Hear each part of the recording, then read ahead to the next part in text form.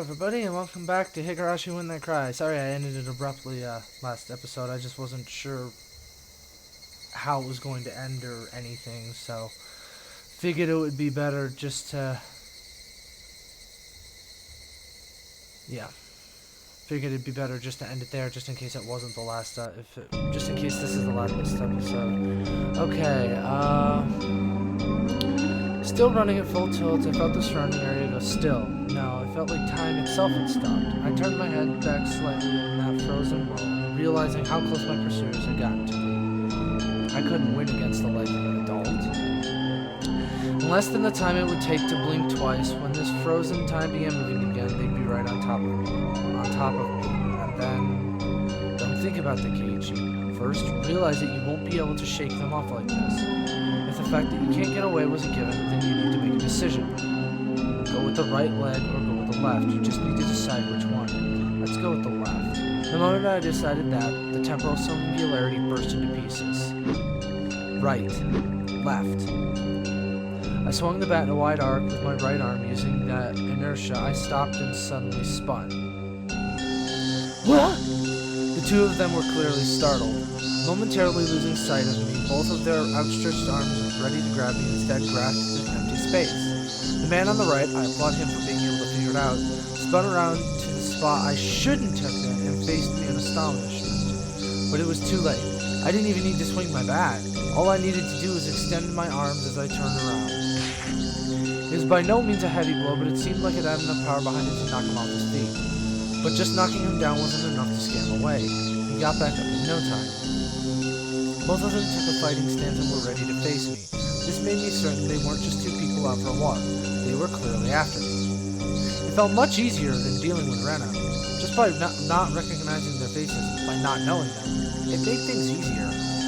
I smiled wryly on the inside. What do you want with me? Next one is going to be right in the face, you bastard! It's fine if it was just a bluff. By barking out at them, I was able to fire myself up. They didn't respond. They spread out to either side of me with unbelievably calm expressions on their faces. One of them would grab onto my bat and the other would hold me down. Was that their plan? Taking on both of them at once would be impossible. Hot sweat poured from every pore in my body. Then I'd just have to settle it with the first move. I'd step in and strike the first one down. Narrowing my target down to the man on the right, who had already been knocked down before, I stepped in and swung with all my might. There's no way for an unarmed person to guard against it. It would cause immense damage.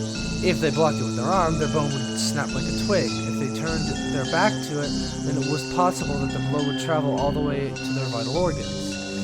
It looked like he was aware of this. He pushed farther through the kill zone between us and delivered a fast right into my gut. Not good.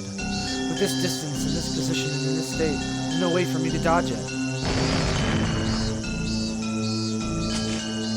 The world flipped upside down. I understood that I was being tossed around like a rag doll. I landed on the soft earth without a sound, feeling the grainy soil press against my face. It didn't hurt at all. But the moment I thought that, I suddenly felt pain coming through the abrasions on my skin, as well as the contents of my stomach being forced upwards, flooding my mouth with a bitter sensation. I knew very well that I didn't have the time to relish this experience. I stood up as quickly as I could, but at that moment the other man was already barreling towards me. Being able to comprehend calmly that I simply couldn't dodge it made it all the more upsetting. After plowing into my stomach full force once again, my assailant twisted around behind me and locked his thick arm around my neck. My throat felt like it was being crushed by his immense strength. I don't remember this ever happening in the anime. I couldn't even contemplate that I was being strangled or that I was about to go unconscious. My vision simply darkened and a silent whining noise began playing deep inside my mind. It took everything I had to keep myself from blacking out. While this was happening, the other man was more than likely standing in front of me. I wasn't able to open my eyes, but I could feel that he was there. There was nothing I could do now. Unable to shake his arm off, I couldn't run. I couldn't fight back. Dire straits. I couldn't even come up with the phrase that adequately described my situation. I don't remember this ever happening in the anime. It's been a while since I've seen it, but I'm pretty sure that never happened.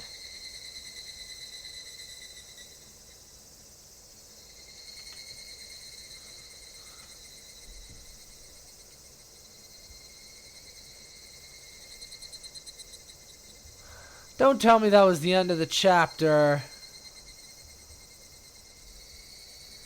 You gotta be kidding me. No, don't. No. Okay, good. I was gonna say, if that was it, then I should have just stayed. I should have just done the rest of it in the last video. I'm back home now, aren't I? Am I? Oh. A familiar ceiling. Yep. The smell of the bed and pillows. I knew them well. Was this my room? Normally there wouldn't be anyone in my room besides me, but their presence made me spring wide awake. When I did that, pain shot throughout my entire body. Feeling all right? I think you'd better just lie down for a bit. Why was Rena in my room? Blood began to surge through my muscles and my capillaries, but Rena's smile belonged to the Rena I knew well. I knew I shouldn't let myself feel this way, but I relaxed thinking that this version of Rena was safe. Why am I... Don't you remember? After losing consciousness, nothing at all. My body had become more lethargic than I could ever have imagined. I guess that would be the expected outcome after exerting everything I had back there. I tried to at least clear my head, but I just couldn't shake the sluggish feeling out of my mind. I called the doctor. He should be here soon. I think you'd better just lie down until then. I wasn't injured seriously enough to merit calling a doctor, but knowing that someone impartial was coming was slightly reassuring. Why am I here? I'm sure I was at the damn site. That's what I want to know. What happened? When I got there, Keiichi-kun was already passed out. That's why I'm the one who wants to know. I was attacked by two weirdos. As I talked about it, I finally remembered what happened right before I passed out. Recalling that memory and the terror that went along with it caused the fogginess around my head to clear right up. Let's forget about those two for now. I didn't expect Rena to be nursing me. I thought Rena was trying to kill me. She would have had the perfect chance while I was unconscious. Not only did she not kill me, she had nursed me back to health. Amazing you could drag me all the way back here. Wasn't I heavy? Looking at Rena's delicate frame, it was hard to believe that she had not only gotten me back home, but even dragged me all the way up to the second floor. Did she have some help? Don't you remember, Keiichi-kun? Rena appeared a bit surprised, but still kept her smile. I only propped you up on my shoulder. You said you could walk on your own and that you were fine. You don't remember? I didn't remember. My memory was fuzzy after the point where I lost consciousness. What about those two? Huh? When you got there, Rena, the ones with me, or rather those two guys. There wasn't anyone. She said it bluntly. The way she stated it felt slightly unpleasant. I was just too timid at that time. I might have been able to force some answers out of Rena. But if I did that, then this kind of Rena might transform into the scary Rena who I didn't know.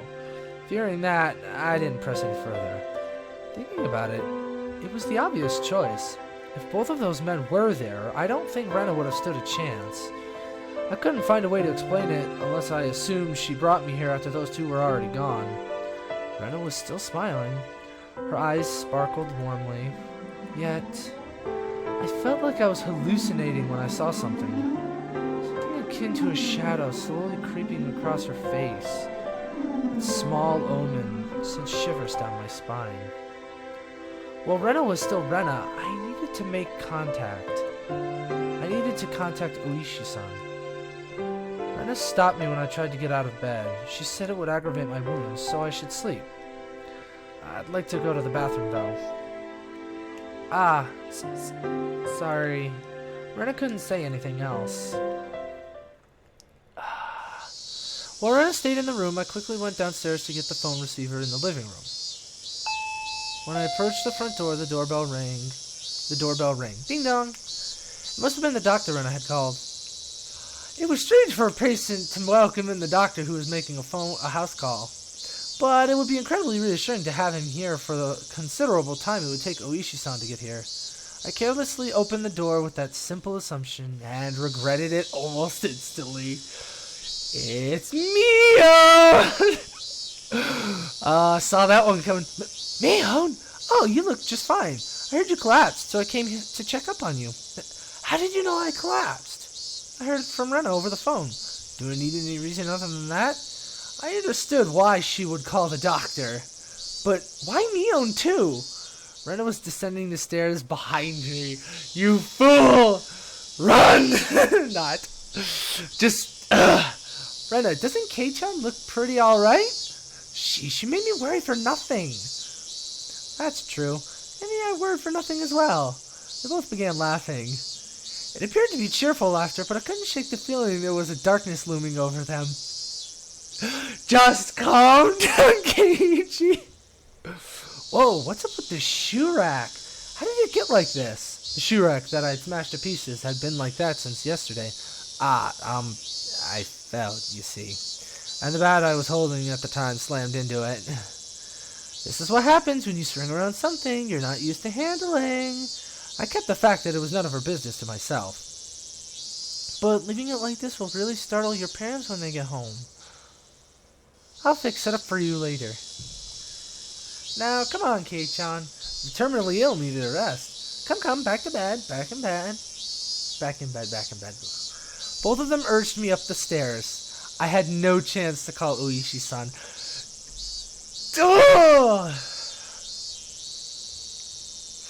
I was pushed into my bed. As it was the first time Mion had been in my room, she began searching around it intently. She fiddled with my room and was scolded by Rena. You could imagine how it went. It was uncomfortable having my room poked around, but the conversation was so benign that it was heartwarming. During that innocent conversation, Mion said something as though it was perfectly ordinary. Rena, did you call the manager? Yep. Right after I called Michan. He said he'd be right over. Manager? That out-of-place word gave me a bad feeling. Rena called the doctor, then called Mion. And after that, she called a manager? Who was this manager? Since Rena and Mion's conversation was so peaceful, it only felt slightly odd. What are you two talking about? Who's this manager? Didn't you know, Kei-chan? We mean the manager when we say manager, like the director of a movie or like a foreman of a construction site. Oh God!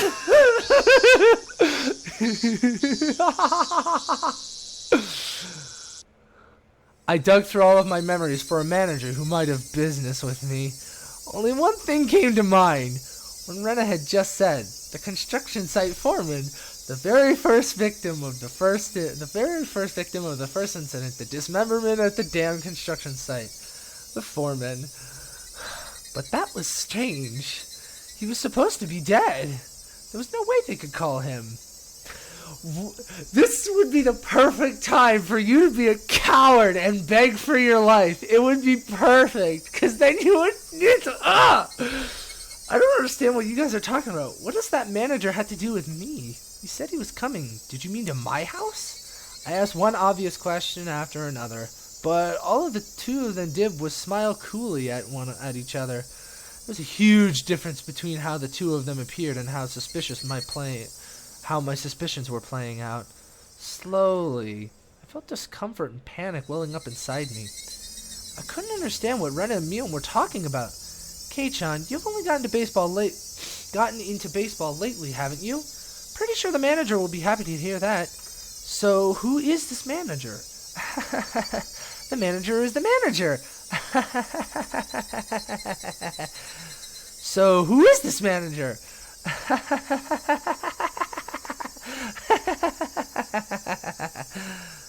Rena and Mion looked at each other and laughed haughtily.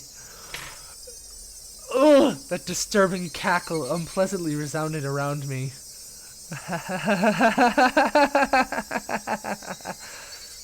That laugh, long enough to be unsettling, ended abruptly. Oh yeah! We should finish up before the manager comes. You remember, don't you, Kei-chan? Her face was laughing, but Mion's eyes told a different story. Remember what?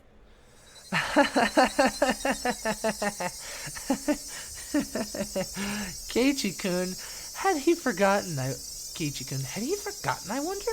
About the penalty! About the penalty! Did you really forget the homework with the mochi? The homework where you were supposed to guess which one Rena made? You forgot about that homework, didn't you? I certainly did have that homework. But I'd thrown away the rest of the mochi after I found that sewing needle, so I wasn't able to answer which one Rena made. The penalty for that? Why now?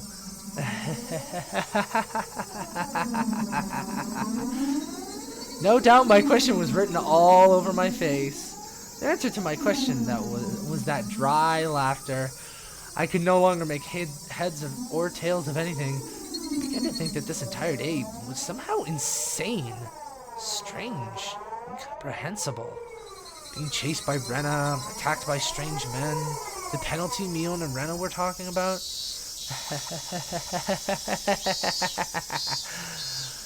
What were these two laughing at? It didn't take that long for me to realize I'd been dragged into an abnormal situation. Who were these two? Who were these people? Who were these doppelgangers of Rena and Mion? Rena had gotten behind me at some point. Yes! Why was she pinning my arms behind my back? What are you doing? Don't move. This is your penalty. My body was already very sluggish, and Rena pinning my arms made it that much harder to move. I seriously tried to struggle, but she wouldn't even budge. My panic began to well up, and I realized this was well beyond the realm of jokes and pleasantries. This freakishly monstrous strength. It would have been impossible for the Rena I knew. Then, these thin, frail arms grasping me firmly. Whose arms were they? She's just stronger than she looks. Kei-chan, no struggling. Club rules. There are no exceptions. You can't fight against the penalty. Mion. No, that thing that looked like Mion spoke to me like how Mion would speak to me. But I was certain that this was not Mion. Someone who wasn't Mion. Someone who was just pretending to be Mion. Need to finish this up before the manager comes. Mion fished into her pockets and pulled out something bizarre. I could tell what it was just by looking, but for such a thing to be in her pocket, my mind wouldn't accept it. What is that? It was a small syringe.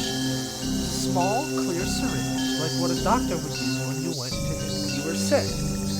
Rena held me even tighter, and I could hear that clattering laughter that no longer sounded like laughter blaring into my ear. That eerie laughter. It wasn't something that the Rena I knew could ever produce from her own throat.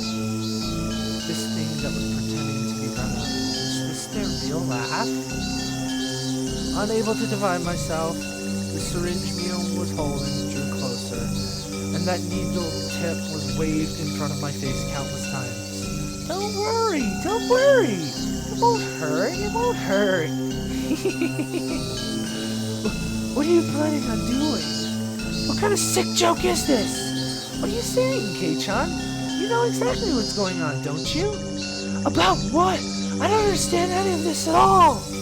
I know you know. No use playing the fool this late in the game. Stop talking nonsense and trying to confuse me.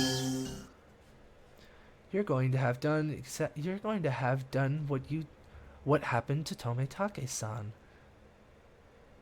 What? The same as Tomitake-san?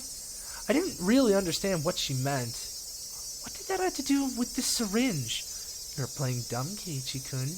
You should have realized it by now.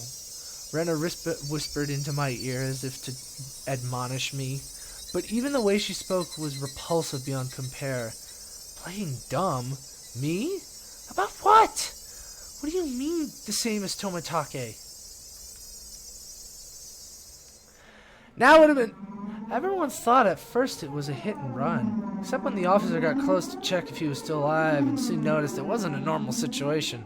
His throat was scratched out. From a knife or something? No. Nails. Nails? As in fingernails? With those Couch through? That's right. Tomitake-san had clawed his own throat with his own nails and died. There's no way someone could die like that. So then, for that to happen, we thought drugs were to blame, but nothing of that nature was detected. That's right. Police didn't find any drugs in Tomitake-san's system. This would be the perfect chance for you to be a coward and beg for your life. It might actually get through to him. The police told me they didn't find any drugs in Tomitake-san's body. Two of them laughed together with that sickening laughter. Of course they'd laugh. To assume that such a medicine didn't exist just because the police didn't know about it was completely foolish. Meaning the drug that caused Tomitake-san to die in such a bizarre manner did exist? If Mion injected this into me, then that would probably be all the proof I needed. That would basically mean I'd end up the same as Tomitake-san. Become hysterical, scratching out my throat in my last moments, then die. For such an outrageous drug to exist, for Mion to be holding it, and that I was about to be injected with it. At that moment, I did not feel there was any need whatsoever to question it. What kind of idiot, when he's trying to dodge a ball flying straight at his face, has time to think of a reason as to why it's flying at him. Just give up. Alright then. Mion's actions lacked any gravitas, and that made it even more terrifying. There was none of the ceremony like when someone is sentenced to death. There was no hesitation at all, as if she were brushing her teeth. Mion reached out with one hand and grabbed onto my chest. It felt like electricity had run through the back of my head, and the entire world had gone dark.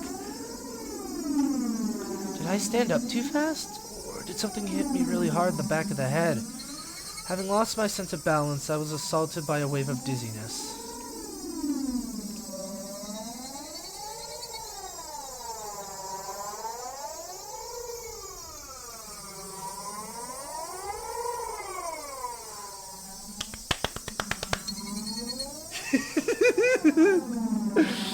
It was already too late. It's for your own good, I think. I can't remember. I squatted down for a bit. When I came back to my senses, my entire room had changed drastically. The numbness in my head was gone, and slowly I could tell blood was flowing to my extremities again. How long had I been squatting here? How many minutes? Or has it been hours? It was almost as if the hands on the clock had stopped moving the entire time my eyes were closed. That's how little time passed. Really? The air in the room wasn't filled with that madness from before. Only a dull silence. Rena wasn't there pinning my arms, and Mion wasn't there about to inject me with a needle. No way. Could it be? All of it was a hallucination? There was no other presence in the room besides my own. It was the weirdest experience I'd ever had. I was certainly with Rena and Mion. I doubted my sanity for a moment, but I was also seized with some sort of comfort. I guess that terrible ordeal was a hallucination. Neither Rena nor Mion. They would never do something so terrible. My head grew hot. I could tell my emotions were welling up. Why? It wasn't a reason to cry. Why? It was sorrow. Why was I sad?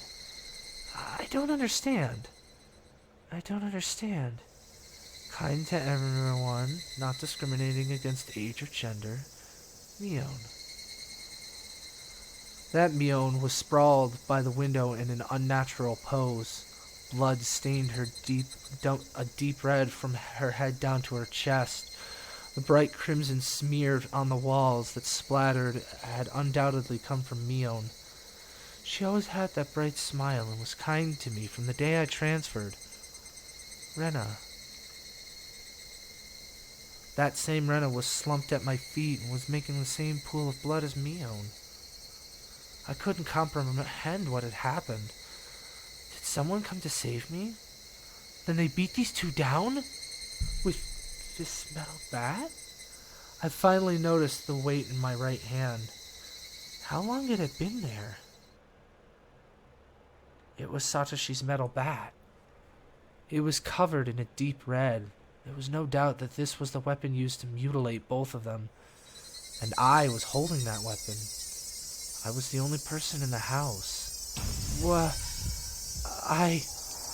Looking at this objectively, I couldn't think of anyone other than myself who could have done it. I did this? That's right, Keiichi Maebara. Of course I did it. I told myself gently, as if coaxing myself, "Hey, me. There's no reason for you to remember it, nor is there a need to regret it. Eat or be eaten. You get that, don't you? But the blood, there's so much." Neither Rena nor Mion had moved an inch. It wasn't just a split forehead or a trickle of blood. Nothing that simple. The entire room was splattered with red, and that told me it didn't end with just 2 or 3 strikes.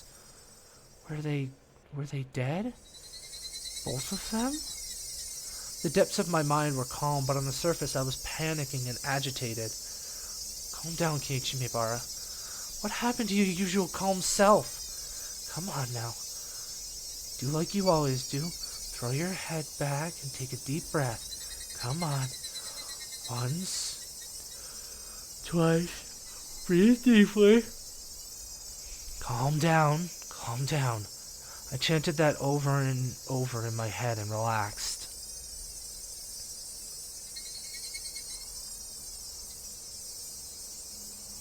Color came back to my vision and smells reinfused the air. At the same time, I remembered what happened when I blacked out.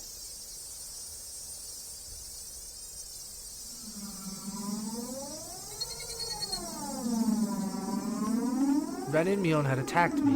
They were about to inject me with whatever caused the same symptoms as Tomitake-san. But right before that happened, I fought back. I twisted my whole body and threw Rena as she was pinning my arms. Then I followed through with my spin and rammed my foot as hard as I could into Mion's torso. It was soft. Rena tried jumping on me, so I tackled her as hard as I could and slammed her against the wall. I didn't let that brief moment of having them off balance slip by. Satooshi's bat was left carelessly by the side of my desk. Bleep! At that moment, everything went pitch black. There was nothing recorded past this point in the videotape of my mind. No, that wasn't right. It wasn't that there was nothing recorded. It was recorded just fine. Just the other me inside myself. It told me not to look, and it turned off the TV. Just because the screen had gone black and I couldn't see it didn't mean that the videotape within me hadn't recorded it. The TV was just off. The video was still playing. The tape within me, creaking along, still playing. On the other end of that pitch black screen, that horrifying video was still playing on. Compared to this, though, the scene right before my eyes, was still so difficult to take in. There was blood splattered everywhere on the walls, and the two of them in these unnatural poses. Not a sign of movement from them. I couldn't even tell if they were breathing.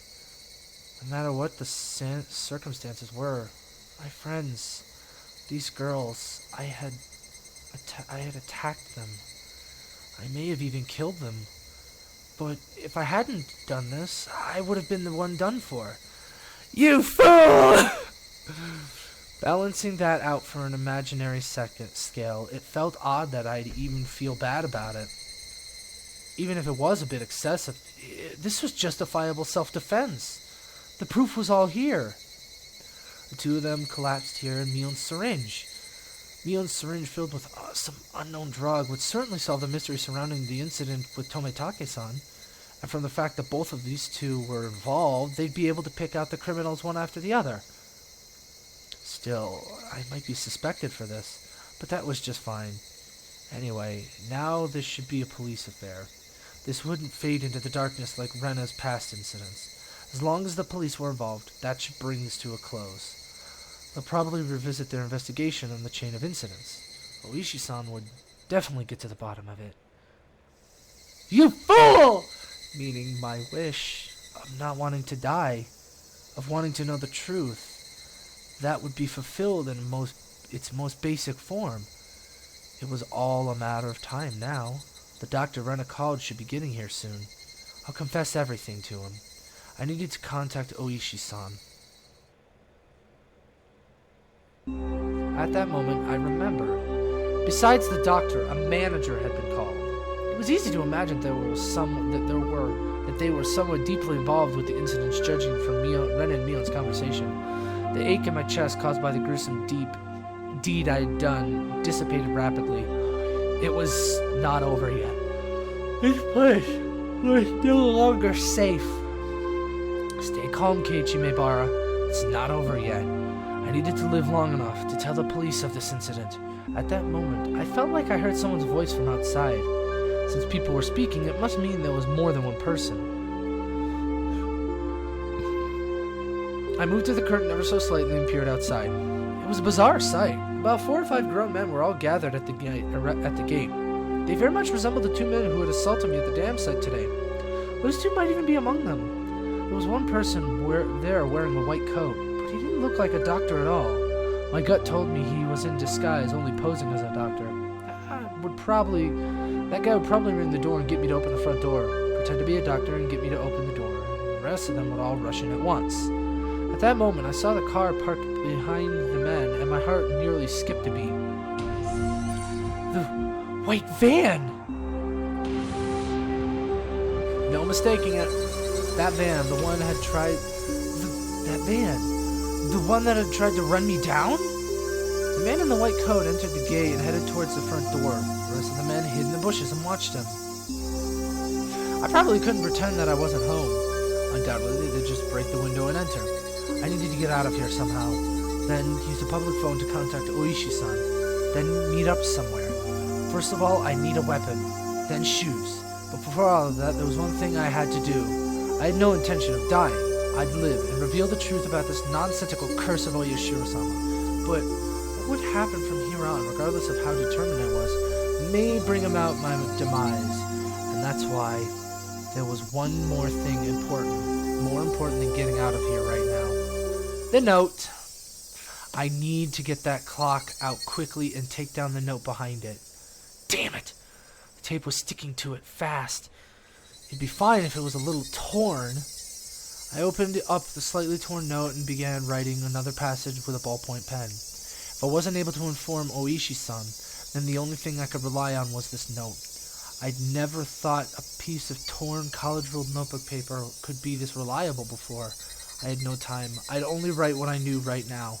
I needed to leave some sort of information that would lead them to uncover the truth. Ren and Mion are conspirators of the perpetrators. This was an undeniable fact.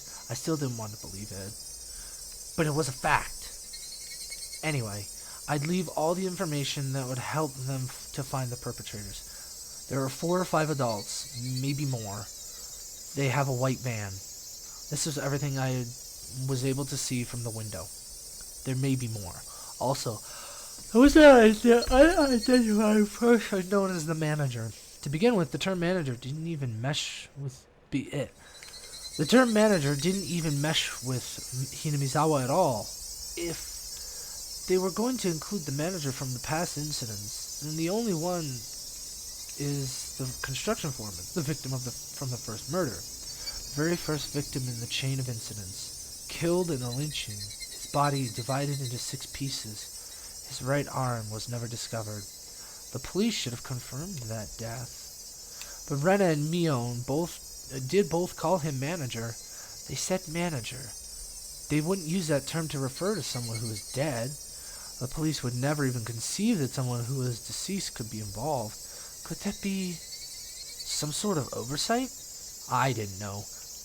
But even if I didn't know, it could be a big hint for Oishi-san. That's right. They needed to start fresh from the first incident. It was just a simple dismemberment, but the start of this string of mysterious deaths that would follow. So then, there must be something hidden there. Please reinvestigate the victims from the dismemberment incident. He's alive. His death should have been established after an autopsy. Logically, you would think as much. But was that really the case? Could it have been some sort of ploy that they were able to deceive the police with? I shouldn't jump to conclusions, but he may still be alive. I had no time to ponder that right now. Oh yeah, there's something even more important I need to write. Tomitake-san's death was from an unknown drug. That's right, that drug. It was an irreplaceable piece of evidence. No doubt, just by having this, everything would be uncovered. I couldn't just leave that vital clue lying on the floor. This syringe is proof. Writing that down, I stuck the syringe onto the back of the clock with plenty of tape, so it absolutely would not slip out and fall to the floor, firmly. Ding dong! The bell rang. They were here. I couldn't write anymore, but even still, it was one less thing I had to write. I have no idea why it has become like this. This may be the closest thing to the truth out of everything I wrote on this note. If you are reading this, then I am probably already dead, though you may or may not find my body. If I was going to write out everything that could happen, either dying from the curse or being demoned away, you who are reading this, please uncover the truth. That is my only desire. With this, my last will and testament was complete. It was certain that I was going to die. It wasn't certain that I was going to die, but it was my final plea, just in case. I folded the note, stuck it back onto the back of the clock, and returned the clock back to its usual spot. I couldn't help but pray, Oishi-san, if something happens to me, I leave the rest to you. After that, I gazed down slightly at Rena and Mion. This was probably the last time we'd ever see each other. Rena, Mion, I really had thought all of us were friends. Why did it end up like this? I never had any fun in my previous school. I only worried about standardized test scores, about if the school I hoped to get into was where I really wanted to go, or a safety net. That was all I talked about. It was a dull life. The people I called friends were also my rivals in studying, in competitions, in personal records, and in standardized test scores. Everyone here taught me how unhealthy that lifestyle was. This month was really fun. Making a fuss over lunch, making a fuss over the club, making a fuss over the festival. Something hot began dripping from my face. Uncontrollable tears. I should have no obligation to shed tears for them. But they wouldn't stop, even if they were after my life. Even if they were trying to kill me. Everything that happened this month, I wouldn't forget it. You idiot! Or could it be those happy days were all a facade as well? Was it all a trap, meticulously orchestrated up until today to ensnare me? Could it have been that I had just arbitrarily assumed that they were my friends? That couldn't have been the case. Both Rena and Mion, they really were my friends. Those happy days, there was nothing fake or unclear about them. Something probably forced them to try to kill me. You're an idiot! Or their minds were taken over, possessed by the supernatural entity known as Oyashiro-sama. Regardless, both Rena and Mion, they were the best friends ever. Just not good enough friends that you didn't have to brutally murder them. And when they were coming after me, it wasn't of their own volition. Wait. They weren't the kind of people to sell off their friends, regardless of whether or not they were forced. There's no such thing like being possessed by Oyashiro-sama that couldn't happen. There's no way such a thing like being possessed by Oyashiro-sama could happen in reality. Then, did the real Mion? Did the real Rena and Mion come after me? What was I thinking? What a silly, dumb idea. Having beaten down both Rena and Mion, I was still debating if they were the real ones or fakes. There was no real or fake, only the reality that was before me. Rena and Mion were sprawled out at my feet. That was the only truth. I was only trying trying to twist the facts to my benefit that I had beaten my friends to death. No matter how I spun it, it wouldn't change reality. Rena and Mion were both dead. It felt like there was a crack in the dam of strange emotions I was holding back. It felt like my calm state, which was nothing more than a bluff, had receded, and in that opening, insanity was leaking out. I killed them. I killed them. Rena and Mion. I killed them. The doctor rang the doorbell again.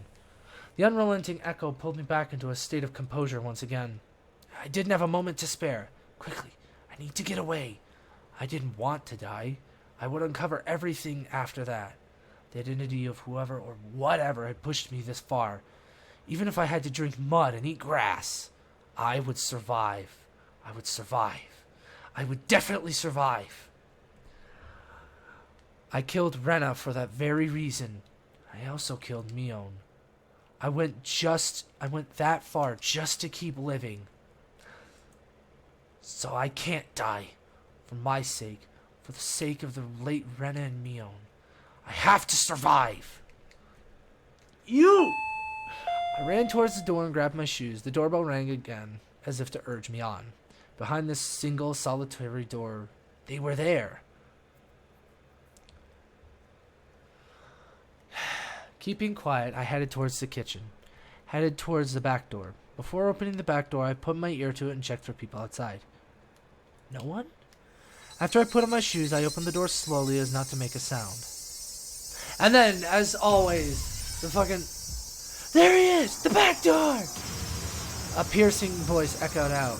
That voice stabbed through me, setting my hair on end. I had to run. Get out of here, Keiichi! One after the other, I felt like rationale and intelligence, those things you use when you have time to spare, spill out of me. I didn't feel any pain from the branches scratching my arms and forehead. My autonomously pulsing heart also felt neither fatigue nor pain. My entire being just wished to live. There was nothing else it desired. It probably had no complaints whatsoever, so of course I wouldn't feel fatigue. I just ran. Just recklessly rushing in the direction I was already heading. Even if nobody was chasing me, I'd still be running like this. There wasn't a thought in my mind about where I was headed. Turning around, I felt a presence right next to me. That presence was, without a doubt, chasing me like my shadow. If I took even one misstep, I would be devoured. That's what I thought. So I didn't turn around. I didn't stop. I ran. At full speed.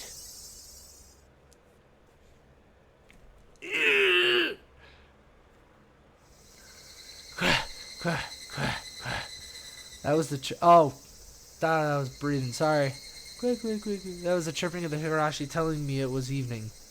Trying to tell me something. And then I finally heard it.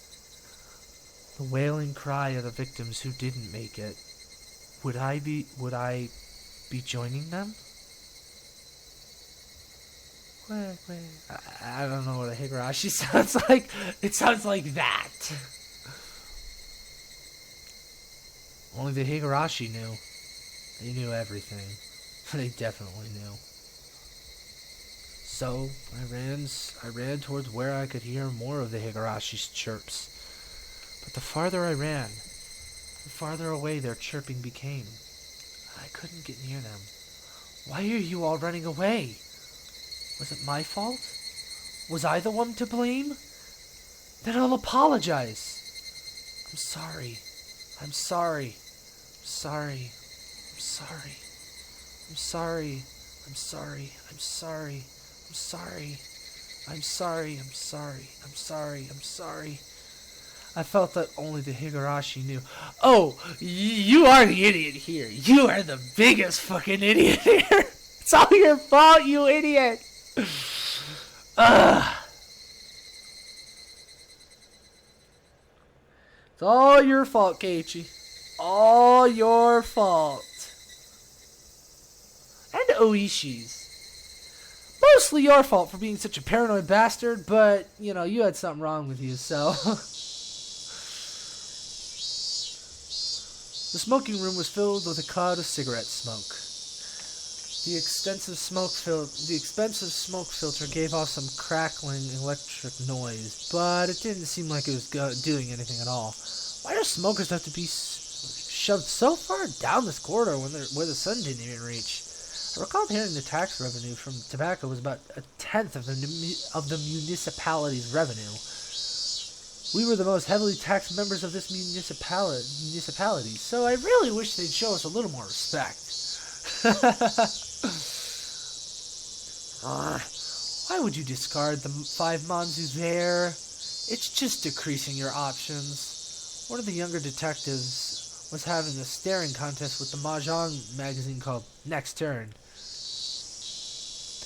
You're still in Tenpai if you cut the 5 manzu. I have no idea what they're talking about.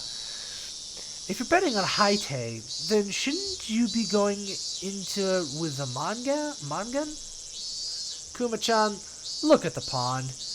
They all discarded a 5 manzu. It's a safe tile. You'd hate it if, at the end of the game, someone was sitting on a tenpai on the last turn, wouldn't you? The kid let out another groan, but put his cigarette out and then took out another one. I just don't agree. Why would you reduce your own options? By the way, you can't call Ron with your winning tile. You can't call Ron with your winning tile in that Haite. What? Why is that? Just then I heard a voice coming from down the hall. Are you here, Oishi-san? You have a call from a civilian. Whoa, I think that's something. Well, see you soon.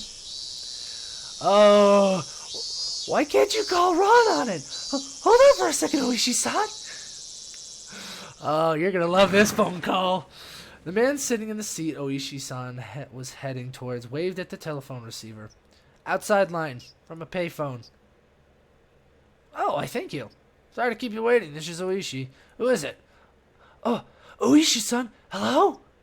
If it isn't Mibara-san, why, good evening. From the tone of Mibara-kun's voice, I already knew he was in a predicament. This was the first time Mibara-kun had phoned me, and he was calling from a payphone. Please, calm down. Did something happen? His voice was erratic. Was erratic over the line. He had completely lost his sense of composure. After checking that nobody else could hear, I prompted him in a hushed tone. What happened?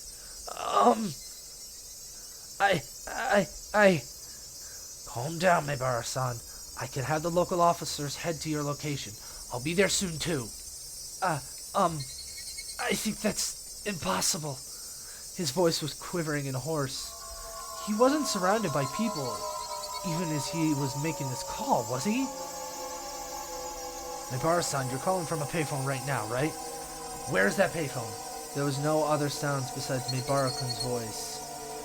It had to be a phone booth. I scratched out a note and thrust it at my colleague sitting across from me. Hinamizawa, phone booth. He understood quickly and hastily started on the internal lines. Calm down, Mibara-san. What is your current situation? It usually wasn't a good idea to someone panicking to do so, but this was not a usual case. Mibara-kun didn't just get in trouble, get away, and then call me. He was in the midst of something dangerous right now, but yelling at Mibara-kun right now would just needlessly cause him to be even more frantic. Mibara-kun wasn't just calling to seek help. He was trying to tell us something more than that. And whatever that was, if I didn't get it from this call, I was certain there would never be another chance. My colleague pushed a note in front of me. There's only one booth in Hinamizawa. A patrol car's on the way. 5 minutes. That's too long. How many officers are in there? 2. Not enough. If it was as I imagined, there were likely quite a few people surrounding Mibara-kun. 5 minutes was too long. Did you call the officer stationed in Hinamizawa? He's scheduled to be on patrol. They're currently out, and it's impossible to contact them. God damn! Kuma-chan, bring the car around. Understood. Hello? Oishi-san? Hello? It's all right. I can hear you loud and clear. There was something wrong with Mibara-kun. That wasn't a normal coughing sound. Vomiting? Or was it blood? Had he already been attacked? Was he injured? Mibara-san, the police are on their way. They'll be in there in a couple of minutes, so hold on somehow. Hello? Can you hear me? Mibara-san! I could hear on the other end of the line. That he was having a coughing fit. The worst possible situation popped into my head. Mibara-san! Who's the culprit? How many are there? I thought at first the culprit was human. Couldn't tell if that was a cough or vomiting. Are you alright, Mibara-san? I thought that the culprit was a person and not Oyashiro-sama's curse up until right now. But I guess in the end there's an intense bout of coughing and vomiting. But I guess Oyashiro-sama does exist. No, he's here. Mibara-san, please calm down. I've been thinking it was strange for a while now. It's been following me this whole time. I run and run and run and run, but it just sticks to me like my shadow. But slowly, so slowly, it's digging itself into my back. Mibara-san, are they right now perhaps right behind you? Behind me. Right behind me. Please, Mibara-san, I can tell you're scared, but please, who is it that's right behind you? I can't just look behind me. If I do, I understand that you're scared, but please tell me. You just need to turn around a bit. Who is it? Who's behind you, Mibara-san? Right after I said that, I could hear him vomiting intensely. What followed was a nightmarish sound. Mibara-san, it could be that you're clawing out your own throat. There was no answer, but I could hear something like scratching. There was a bang, as if something was being hit. Mibara-kun had probably dropped the receiver. I could hear groaning and vomiting over the other end, and a repeating abnormal noise. Hello? Hello? Mibara-san! Hello? I knew how far away my voice would sound on the other end, but I couldn't help but shout. That moment, I heard whispering coming from the other end. I couldn't tell what he was saying. The way he was saying it. Was he talking to himself? Or was he talking to someone there? Hello? Mibara-san? Rather than whispering, it was some kind of mantra he was chanting over and over. I focused my senses, trying to pick up on what he was saying. What was he repeating? What exactly? Beep! Suddenly, the line went dead. Did he use up his time? It was because it was a payphone. It was because it was cut out. It was because it cut out so abruptly. The last thing he said came out so clearly in my mind. Oishi-san, the car is good to go. Oishi-san? It was... I'm sorry. Oishi-san? That's what he repeated over and over. He said, I'm sorry. I had a gut feeling there was no longer a need to hurry. I could hear the chirp of the Higurashi spilling in from the open window. Quee, quee, quee, quee, quee. Should have been able to hear them this entire time. I just wasn't paying any attention. Why did I focus on them all of a sudden? Higurashi noise. Sorry, it's just saying quee is just fuck it. Quee, quee, quee, quee, quee. Accuracy. Were they trying to tell me something? Only the Higurashi knew. That's how I felt. You fools! You're all idiots! Well, Oishi-san's just a jerk. Keiichi's an idiot. July 1983. In Hinamizawa, remote village near Shishibone City, there was a murder involving 2 female students. The suspect is Keiichi Mibara, aged 15 or 16. Suspect called over his 2 female classmates, Ren Ryugi and Tomozaki, to his house and beat them to death with a metal bat.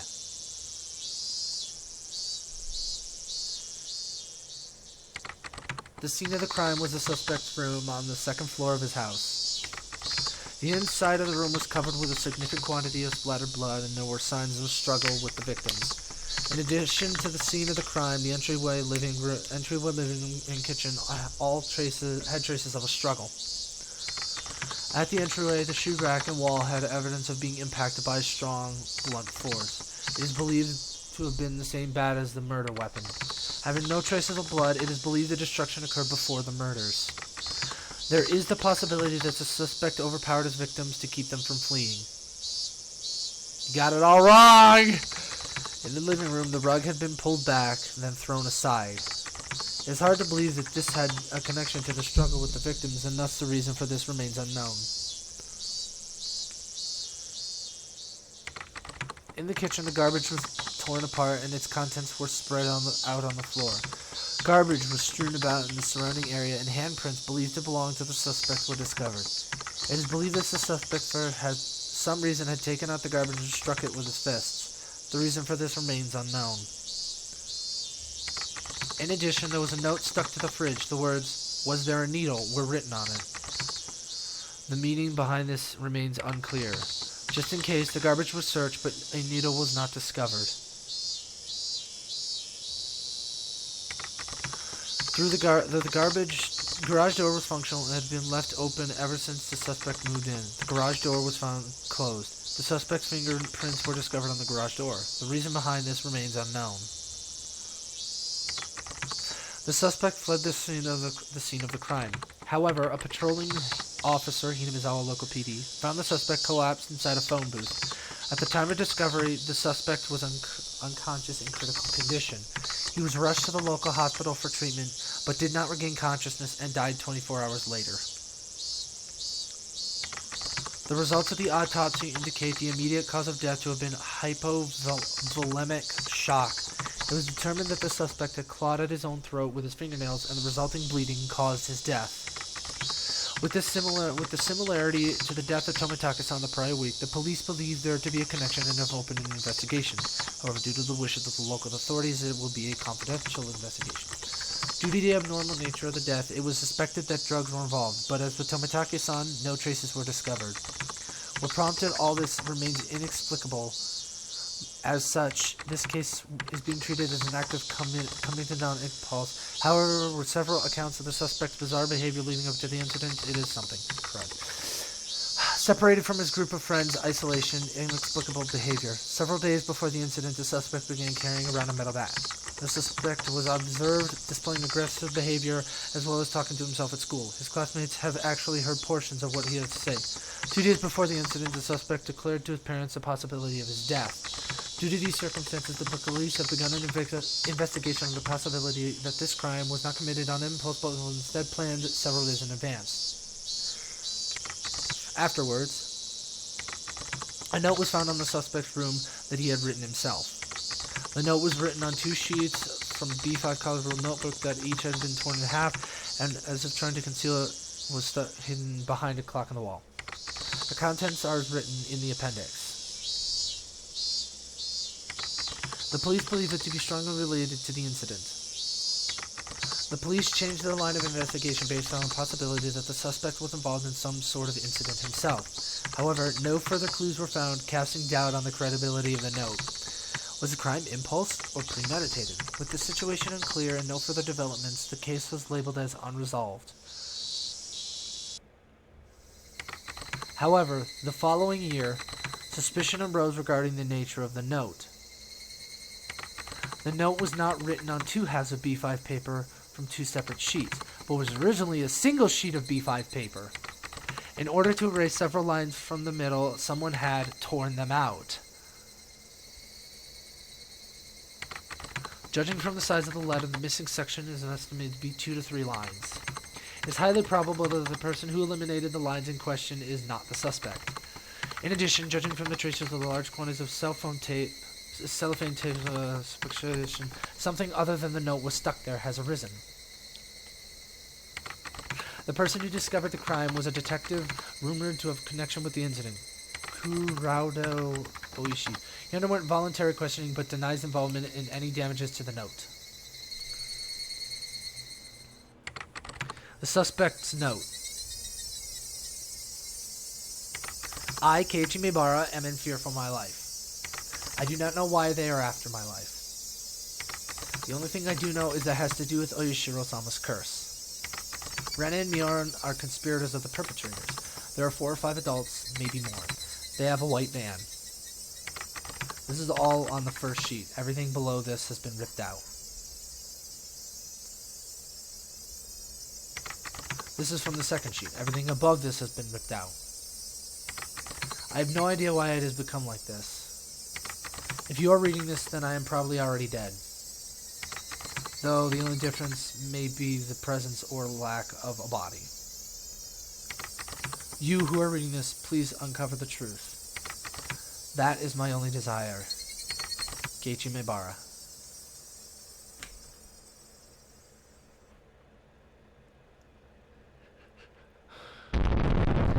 And that is the end of Higurashi When They Cry's Demon Onikakushi arc.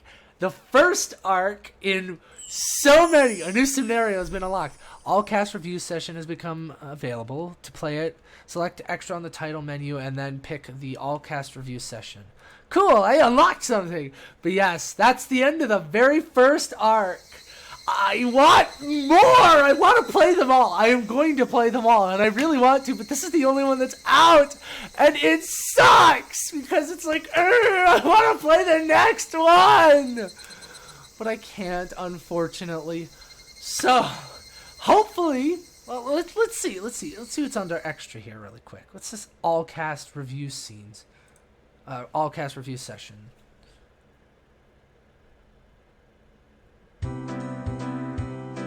Thank you for buying Higurashi When They Cry Onikakushi, a visual novel by 7th Expansion. How was it? If you enjoyed it, even a little bit, it would make me happy. Even a little bit of stretching it, that incredibly dark ending made me angry, you know? Oh, it's the common thing. Made us angry. Oh! As I understand it, this Onikakushi chapter is supposed to be somewhat of a prologue to the entire series. How could the prologue have such an incredibly dark ending? Because it gets worse. Yeah, but doesn't that happen sometimes? The player digging through the story in order to avoid a bad ending is the point of these types of games after all.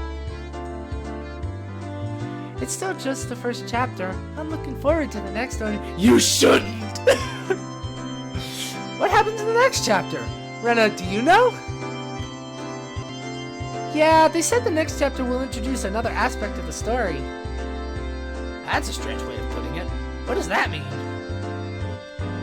In this chapter, they introduced the string of mysterious deaths that were happening in Hinamizawa recently, right? The next chapter will introduce some of the history of Hinamizawa. With one strange event happening after another, I got totally lost. What exactly is Oyashiro-sama's curse about? Actually, what is Oyashiro-sama to begin with? He didn't explain it much. I haven't heard much about it. But I have a kind of bad feeling about it. You should! It feels like it'll be another one of those scary stories where somebody gets cursed again. Tough luck, eh, Kei-chan? What kind of curse is he gonna get hit with this time? However, I am looking forward to seeing what kind of story it's going to be. Sorry for being late. My bad. Hey, everybody! Good work today. Same to you! Huh? Where's Kei-chan? Kei-chan is already off reading the script for the next chapter. Like it's a play! It must be hard being the main character. That's too bad. He could have at least poked in to say hello. It's probably because he doesn't have any character arts, so he couldn't poke his head in even if he wanted to. Rika-chan, that's what we refer to as a personal problem. In any case, that story really was a lot of trouble, especially for Keiichi-kun and Rena-chan. Trouble? I was the mother of all bad endings. I wonder, what was the identity of that thing that attacked Kiichi-kun? My theory is that it was the work of people made to look like a curse. You are kind of right. Not entirely. But at the end, Kiichi made that phone call. Yeah, I also thought that call was strange.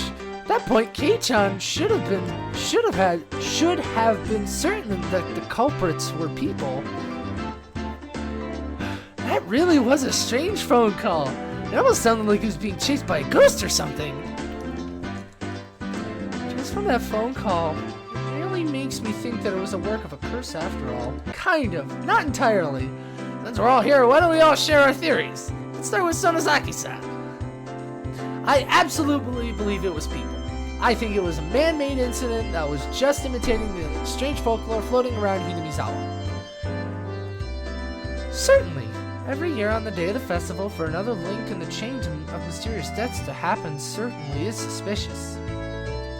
That so-called chain of mysterious deaths is definitely somebody trying to reenact the folklore. Definitely. I think it was the curse. Looking at the scene where Keiichi-san went berserk in the entryway and the last scene on the phone call, I just couldn't come to the conclusion that a person was the culprit. When you say it that way, it really wasn't the type of scene that would make you think it was the work of an actual person. Yeah, but even then, I still think it was a person who did it.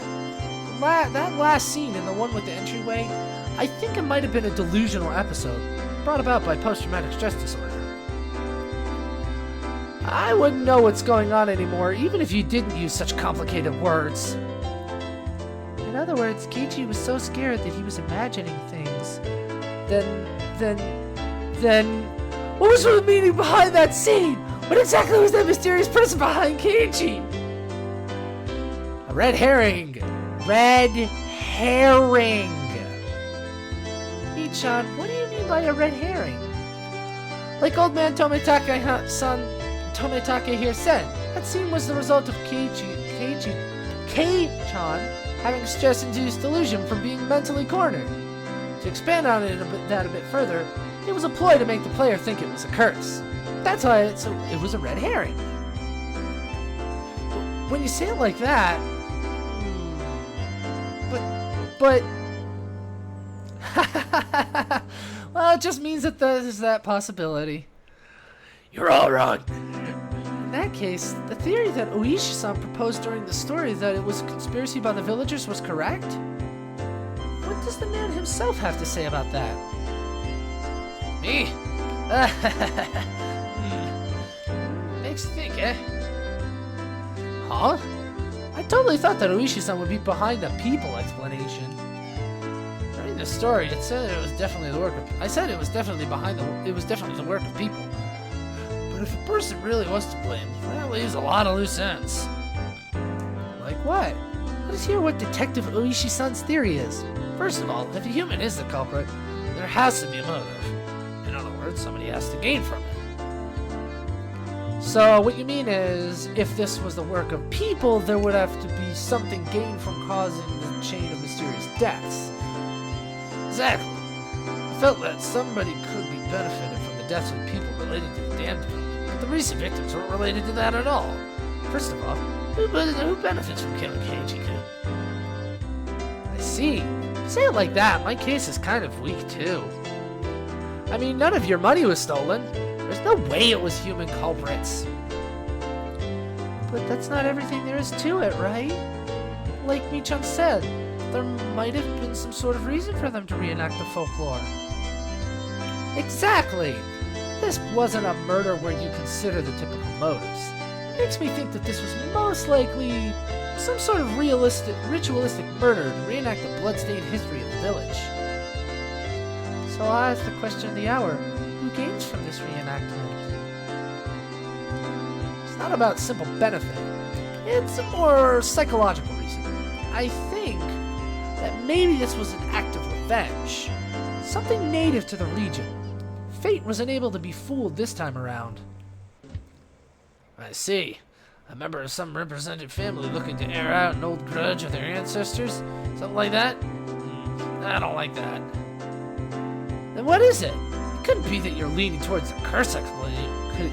It couldn't be that you're leaning toward the curse explanation, Oishi-san. That's right. The man playing the detective said so. It's decided it was a curse. If, like Hamibara said during the story, it was the case that Oyashiro-sama possessed Rena-san and Sonozaki-san and committed those acts, that would fit the evidence the most, as much as I hate to say it. Actually, I'm of the same opinion as Oishi-san. I can't come up with any other explanation for the normally kind and Rena and Michan to suddenly start acting strange like that. It was a hallucination! Ish, I think. If I remember correctly, it's just because he was fucking bonkers. He was overplaying it in his mind, I believe. About that, it may sound strange coming from the person herself, but I think that Mio did it. I don't get what Mi is saying. I'd like an explanation. Oh, sorry. In other words, I think this may end up being a really cruel story. Huh? Wait, Mi-chan, you don't mean... If you follow the trail of evidence to the very end, that's how it would seem. I also have my suspicions. In other words, Rena-san and Sonozaki-san both actually had those personalities to begin with and were merely deceiving Mibara-san. Am I right? I can't remember. That might be it. It's been so long since I've seen the anime. But I'm not gonna catch... Well, I might catch that. I might go back and rewatch it. I don't like that at all. Ah! Oh, this is all the curse's fault. Rena-san and Mion-san and everybody else are all kind, nice people. I think that too. I think that Rion and Mion-chan are really good people at heart. I think that during the story they definitely were possessed by something. I can't remember. It's all kind of fuzzy and muddled. Everything's jumbled in one giant mess. So Rena also thinks it was a curse. Then let me ask everybody who thinks it was a curse. There has to be a reason for a curse, right? I don't think there would be something indiscriminately cursing everything. Can somebody explain that? A curse is a curse. Human logic won't get us anywhere. Sadako-chan, a personified deity is, in the end, nothing more than the creation of people. That's why their method of thinking is also understandable to humans. Just take a look at the Greek pantheon. They cry, get angry, get jealous. Basically, they're just like humans. So what you're saying is that Oyashiro-sama's curse is... Oyashiro-sama's cursing people with some benefit in mind? That's an odd way of putting it, but basically, yes. That's why they say, far from Jupiter, far from his thunder. You do have a point. Basically, it doesn't matter if it's Oyashiro-sama or humans. There has to be a reason. But Rika, what if that reason isn't clear? I don't know. That's right. This is still just the prologue. There's still a lot of stuff that hasn't been revealed yet. Yeah, it's hard to come up with any more theories at this point. No! I won't be satisfied until this is all made clear. Mion-san seems rather particular about this as well. Well, we'll just make the best with what we know. Doesn't this feel interesting? Like the club a little bit? Ah, yeah. If you put it that way, it does seem interesting. Well then, let's summarize. Let's see, I think it was a curse. Tomitaka-san thinks it was people, right? Yeah, I'll go with it being people. I also agree with the people explanation. That's not to say I hate such fantastic things like curses. But in this particular case, the connection to the curse is a little weak. You're all wrong! Two for people explanation then. Rena-san was on the curse side of things, right? Yep. Sadako-chan, I believe it was a curse, right? Yeah! I think it was a curse. People say that Rena-san and Mion-san were evil to begin with, are more befitting of a curse. Well, I don't want to believe that my own personality was that twisted. but I have to be cool when I'm in club mode. If I base my choice on that emotion, I'll regret it, you know? Well, no. It doesn't really matter which side you pick, does it? Because you're all wrong! Huh? Rika-chan hasn't said anything yet.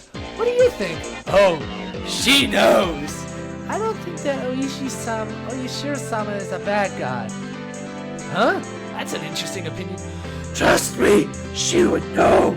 I don't want to worship some bad god that just curses people. I'd like a generous god more than one that curses. That's right, Rika-chan is a shrine maiden.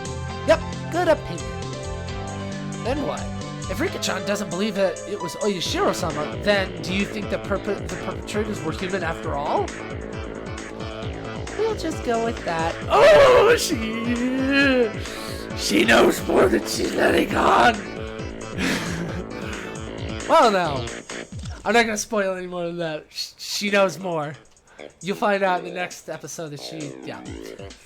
Well, now, that means that the votes are split right down the middle. So half of us think it was a curse, and half of us think it was people.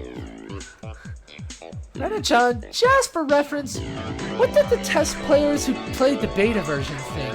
Oh! Yeah, there were a lot more players who believed in the people explanation. See, right there. Our veteran comrades are cool, collected, and very observant.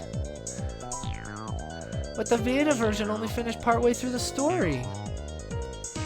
That's right. Even the people who played the beta might change their minds if they got through to the very end. Well, what should we do then? This means that the opinions are still split. It's no fun if we don't settle this. We need there to be an odd number of judges, in other words. We need one more opinion. Ah, perfect timing then. Why don't we ask Keiichi-kun himself? Let's call him. The opinion of the victim himself is very valuable. Since that's decided, it's time for the phone!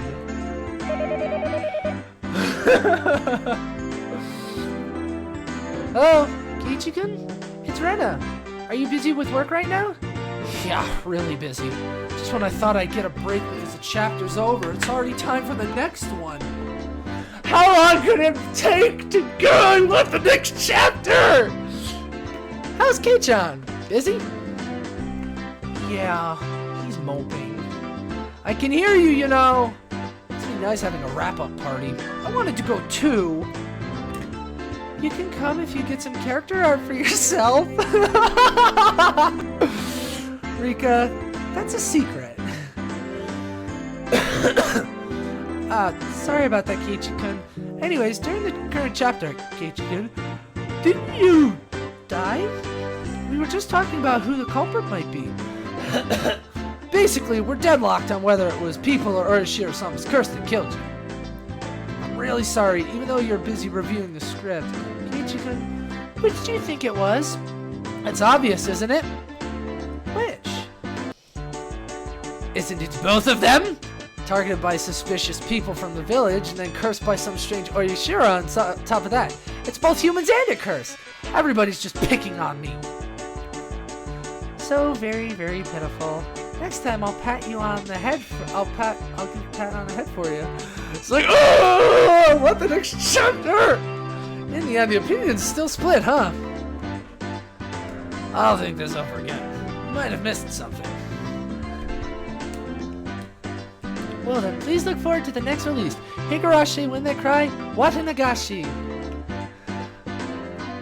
Oh, I want the next chapter so bad.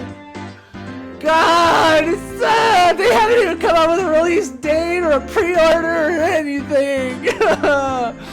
Oh, it sucks. I want my next chapter. Oh, well, I'll just have to be patient. But hopefully you enjoyed this last episode of the Onikakushi arc, and the entire the entire arc in general. Hopefully you enjoyed the entire arc, because I know I enjoyed this a whole lot Oh man, I never thought I'd have so much fun reading text on a screen. Oh god, I haven't had this much fun in a while. Maybe I'll do more visual novels. I don't know, we'll see. But if you did enjoy either just this episode or the entire arc, go ahead and leave a like or subscribe or, just share with a friend. I'm going to go ahead and put this whole thing in a playlist now so you can go ahead and watch it from start to finish without interruption and get the whole story all at once and blah, blah, blah. If you didn't enjoy it, that's okay too. Go ahead and leave a comment down below for anything you would like to see me play, do, draw, whatever, questions, all sorts of things. I'm open to any kind of suggestions, whatever. But thanks a whole lot for watching. And if you stuck through, thanks even more for sticking through the whole thing. And I will see you in the next video. Later.